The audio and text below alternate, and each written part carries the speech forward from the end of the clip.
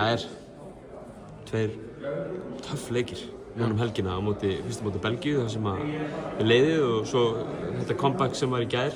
Svolítið ólíkir en þið eru nálægt að síðan báðum á svona mjög ólíkan hátt. Sammála því? Já, bara akkurat eins og við viljum hafa þetta. Gefa okkur séns á að vinna leikina. Það það sem þetta snýst og svo þetta bara svona hlutir sem þú bæði stjórnar ekki og allt svoleiðis sem bara þannig tapast leikirnir og ekkert við því að gera. Það það sem þetta snýst bara að leggja sér fram og vona að Guð svari kallinu. Íslenska liðið náttúrulega komandi inn í þennan riðil og inn í þetta lokamót sem svona undir hundur. Hvernig finnst ykkur hafa tekist með það að virkja svona kraftin í ykkur og sækja hluti? Já, það hefur bara verið svona einhver uppbygging frá fyrsta leik í því.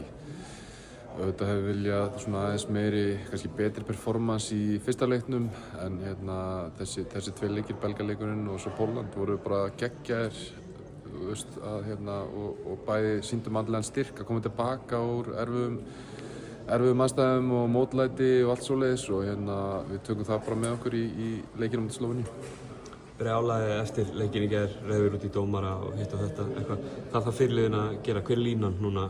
Stutt í næsta leik, hann er á morgun. Já, sko þessi tilfinningin mín er svo að þú stígur inn í leikinn á móti Slóveníu að þú tekur ekki þennan pirring með þér. Þú veist, þó að það komi einhver dómur eða eitthvað gengur illa þá eigum við og allir áhorfendur ekki að missa okkur yfir því. Það bara verður þannig og það er allt í góðu og það er bara spurning hvernig við svörum öllu þessu mótlæti sem við lendum í, alveg sama hvernig við finnumst að það sé brotið á okkur eða við eigum þetta ekki skila okkur svoleiðis. Við þurfum bara að leggja meira á okkur, við þurfum að spila bara og vinna meira fyrir hlutunum og þannig verður það á móti Slóveníu og bara halda fullan fókus gegnum alla leikinn og þá gerst góðir hlutir.